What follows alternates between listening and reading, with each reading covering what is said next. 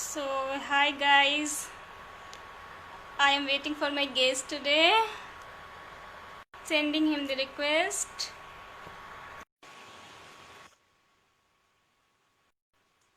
Good evening, all. Amitans Gupta, good evening. Good Thursday morning. Am I audible to you? Am I audible to you? Yes, very good. Okay, fine. So, should I start now? Sure, I'm ready. Okay, so what's up in California this time? What you doing? I'm just getting in the office. Got to see a bunch of patients today. Okay, first of all, thank you so much, sir. You have taken time off to join my IG live. Thank you so much. I'm so glad. I'm so happy for you. So today, guys, we are discussing the rhinoplasty practice and safety considerations in COVID-19.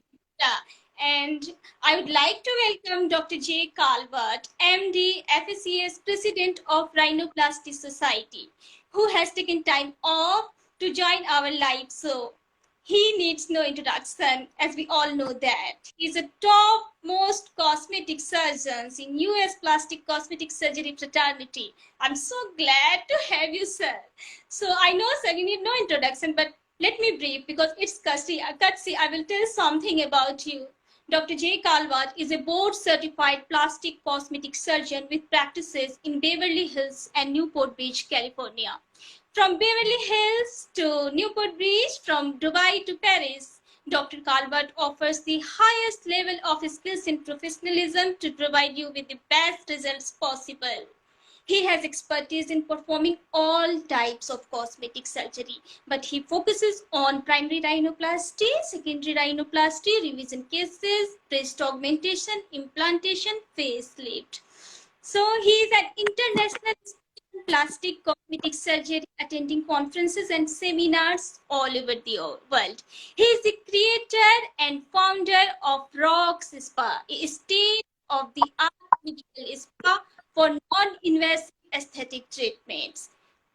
So he has credit of publishing many articles about rhinoplasty, secondary rhinoplasty, and his breakthrough contribution in rhinoplasty surgery sets him apart from other cosmetic surgeons all over the world.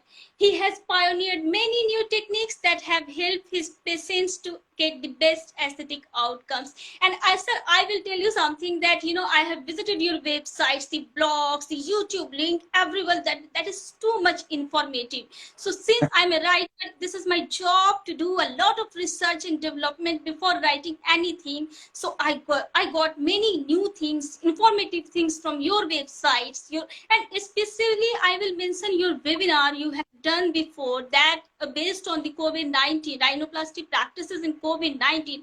Such awesome. And if you guys want to have know more about the rhinoplasty practices in COVID-19, I will put the link in my comment section also. You go to the YouTube, just put the name of Dr. Jay Calvert and you will have that informative thread. So I'll appreciate your results and everything that is you are doing. That is such a great thing. So I will tell something that if you people are, not satisfied with your looks, your facial feature, especially when you talk about the nose, if you're not satisfied with the shape and size of nose, or you are developing a missing tile psychology, you are less self-confidence due to the, appearance of nose, then only one option, that is the nose job, rhinoplasty surgery, that gives you the permanent results. Because, when we meet many patients in our clinic here, they are, they say, oh, we are going for the filler job because we are scared about the surgery. I say, no, nothing about that. If you need a permanent results, then rhinoplasty surgery is only the best option. What is so, doctor? So I am starting the conversation. So I have some set of questions I am going to ask you. So should I start now with the questions? Go right ahead. Happy to help. So my first question is that, so as we things changes, everything has been changed now. And especially when we talk about the surgery, the cosmetic surgery, the most sophisticated kind of task in the, in medical world. So What is your advice for the cosmetic surgeons, especially when they do the rhinoplasty in the context of COVID-19? I mean, what kind of precautionary and safety measures they should consider while performing the surgery? Well, the trick is to make sure that you don't take a patient to surgery who is actively infected with COVID-19. And what we've found is the best way to do that is to test 2 to 3 days prior to surgery, and then tell the patient to quarantine and stay away from human beings, because that's how you get COVID-19. So if they want to have surgery, they, especially on the nose, because the nose is where COVID-19 lives. And it's not even that they'll infect the staff. They could if they wind up in surgery with an active infection. But they themselves can get much sicker if they are on a ventilator or being operated in the nose with active COVID-19 infection. So that's been our focus, is to make sure that people are tested and are clear of COVID-19 when they hit the door to the operating room. Even if they get an exposure a day or two before surgery, there's an incubation period that will protect them in surgery. They may get sick afterwards, which is not good, but at least they will not have an active infection going into surgery. And that has worked very well. In fact, my colleagues from the LA Society of Plastic Surgeons, Dr. Diaz, Teitelbaum, and then Robert Singer, just published an article in the Aesthetic Surgery Journal on the safety of operating elective plastic surgery cases during the pandemic. And it's very comprehensive, and it shows that following these precautions that I've just outlined keep the patients safe. Yeah, sure, sir. So it is very much important to choose your surgeon and clinics wisely. So there are some parameters you must follow, that only choose those surgeon who is board certified plastic cosmetic surgeon, and he is an active member of some reputed recognized plastic cosmetic associations like ISAPS, International Society of Aesthetic Plastic Surgery, and in IAAPS, ASPS, etc. You need to look this matter also. And Dr. J is an active member of ISAPS, and your regular contribution to the society is just, I'll appreciate your contribution, sir. And you also need to consider those factors, that if you're choosing something, the clinic should be accredited. They are following the standard safety and precautionary measure, and everything do matter.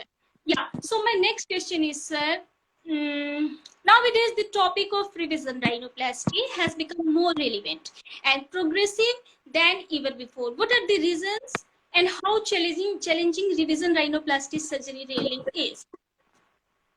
Well, rhinoplasty is seen as the hardest plastic surgery operation that we do. It is very complicated because you're operating on a aesthetically important structure of the face that is very much the first thing, or one of the first things, that people look at when they see you. On top of it, it's a functional organ because you must breathe through your nose. And so the combination of these things make it very difficult to really balance the aesthetics, the function, and then, of course, there's the patient's desires. Number one priority. The patient has an idea of why they want to change their nose. So the techniques to do this are very variable. They are different in every part of the world. They're different with surgeon to surgeon. If you ask 100 different rhinoplasty surgeons how they would approach the same exact nose, you'd get 100 different answers. And so that's why I always say, when you want to find a rhinoplasty surgeon, the best thing to do, it's just like buying art. You must look at their work. And that's why my website, as you said, is so important, because if you go to my website, you can see lots and lots of examples of what I do, and you can decide whether you like that or you don't like that. And you can find somebody who looks like you and may have a nose like you. but it's more about style.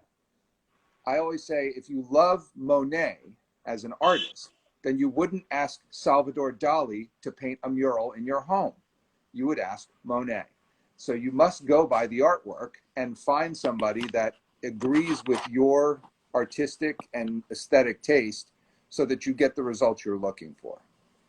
Yes, definitely, sir. So a patient must have a realistic expectation. And the most important, what we are seeing these days, now what most of the clinics, what they are doing, they are promoting the, you know, latest technology only. And like we are doing in this pandemic, what they are doing, say they are promoting the like Chrysalix technology. We are doing the consultation via the Chrysalix technology. What they are do this technology do, that they will show you the post-op photos. But I will say what matters most, your surgeon's aesthetic skills. And I'll appreciate your work, sir.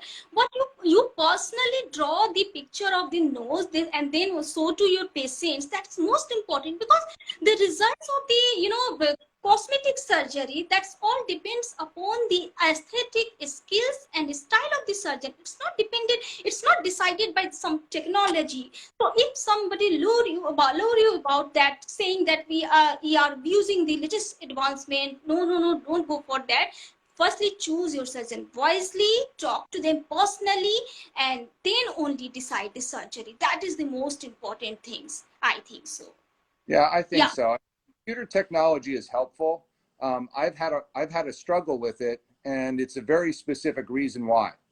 If you try to Photoshop something, you can take a picture. You know, it's a photo that Yeah. then you can push the pixels around. It's not mimicking surgery. It's shadow modification and light reflex modification. That doesn't work for me. I Yeah. need to do, when I do surgery, I move structures. I change the light reflexes. I change the shadows. And so you're not going to be able to do that with these Photoshop based technologies. And it's very disappointing and dissatisfying for me because I can't make the 3D technologies, the 2D technologies make the pixels do what the surgery is going to do. And so ultimately I always show the patient something that's not consistent with what I'm going to produce surgically. So I don't like it. I can draw it, but I can't do it with computers. Yeah, I agree with you. So my next question is how to get the more narrow and refined appearance when someone has concern for the bulbous tip. How is bulbous tip fixed surgically, and what is recovery like? Well, fixing the bulbous tip requires first a very aggressive analysis. You have to understand why they have a bulbous tip. Because if you just think, oh, I'm just going to trim out some cartilage, you may be very disappointed. The bulbous tip occurs for multiple reasons. There's too much cartilage. It's too springy. There can be so many reasons that you see a bulbous tip that you have to spend time understanding why. Once you understand why, then you can address those. And typically it's multiple approaches. It's reduction of the cartilage. It's changing the position of the cartilage. It's different support of the cartilage. And it also requires you to manage the relationship of the tip cartilages and the septum, which is the part of the bridge that interacts with the tip. And so with multiple approaches, you can really narrow a bulbous tip and make it look really beautiful. It's not easy. The skin oftentimes has memories, especially if they have thick skin. Then you have to do something about that as well and thin the skin at the same time that you're doing your surgery. Okay. Okay, fine, sir. Now, my next question is based on that is the ethnic rhinoplasty. So, sir, what do you think? How does an African American rhinoplasty affect a sense of smell? Because when we talk about the ethnic rhinoplasty, everyone has different face, and the geographical location influences the facial feature.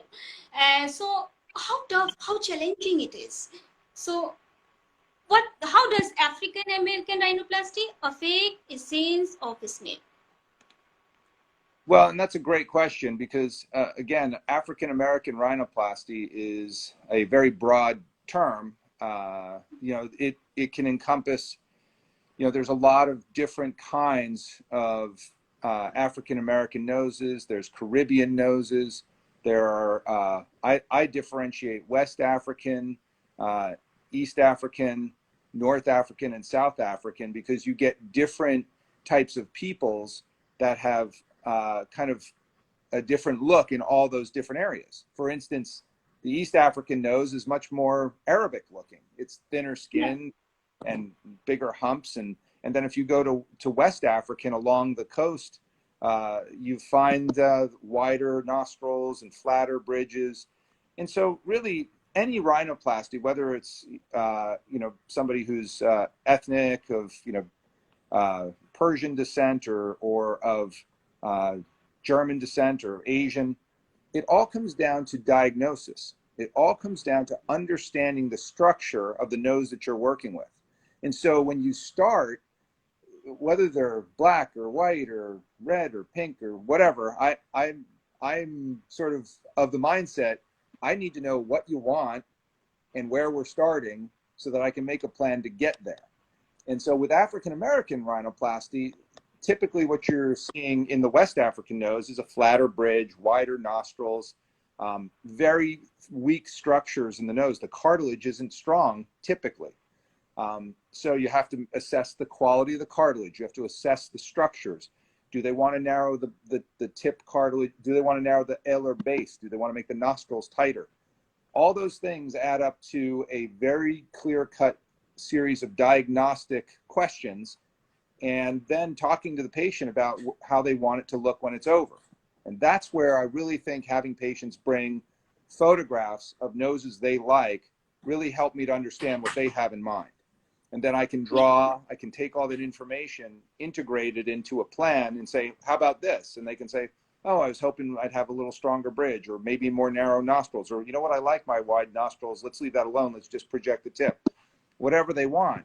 And so really it does come down to being smart about diagnosis and then planning so that you can achieve the goals the patient wants, regardless of ethnicity.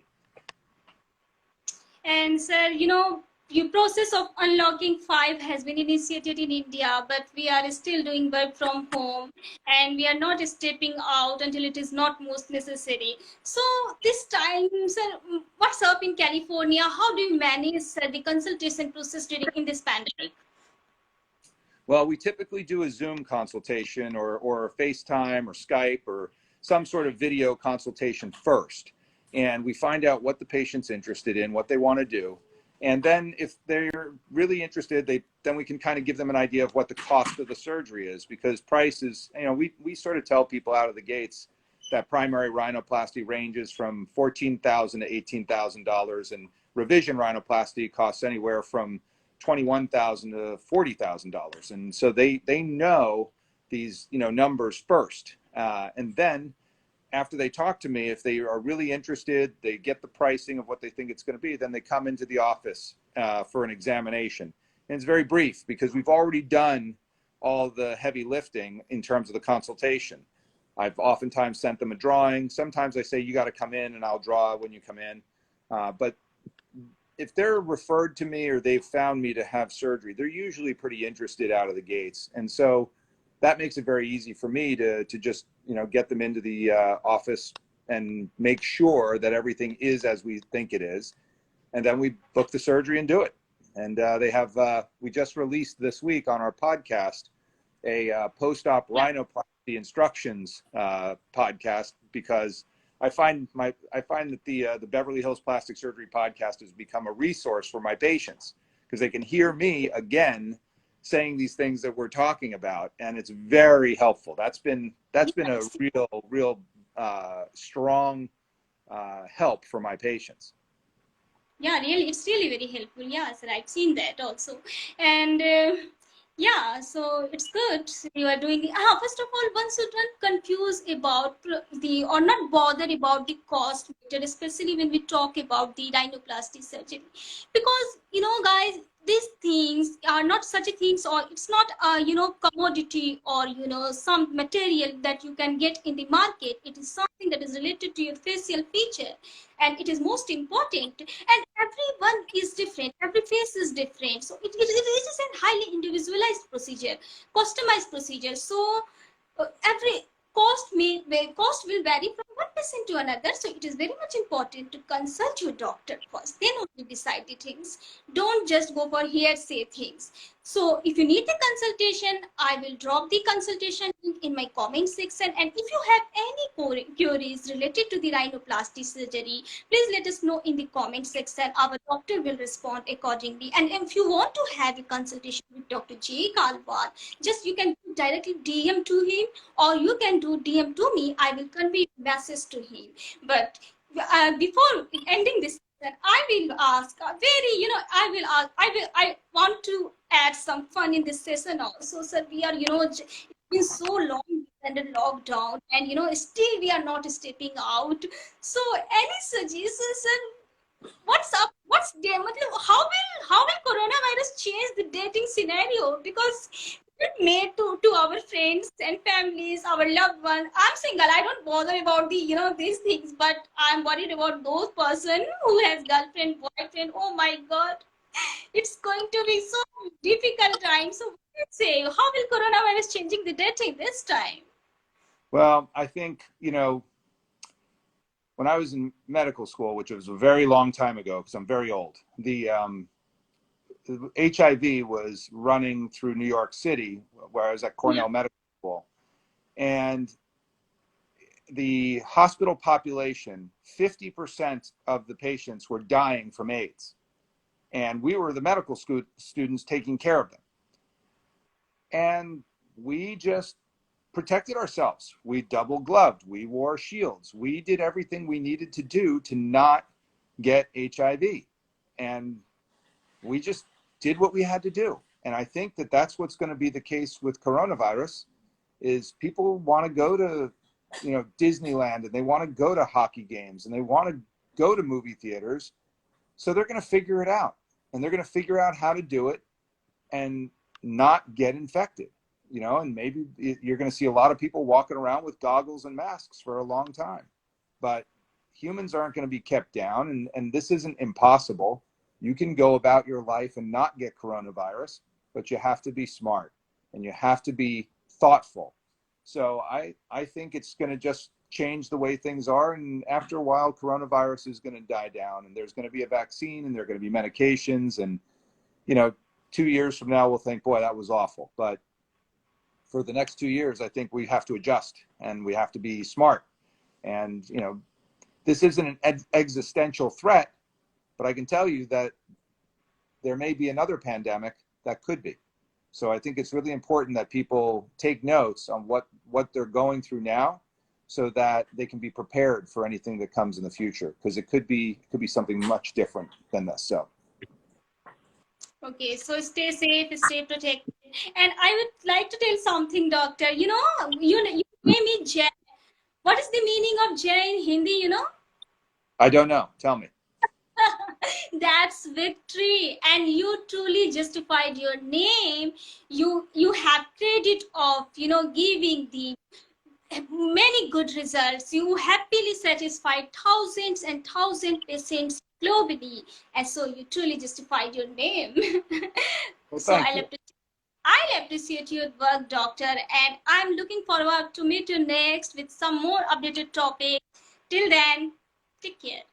All right. Thanks so much for having me. Okay, bye. Take care. So See ya. stay connected. Bye. Good job.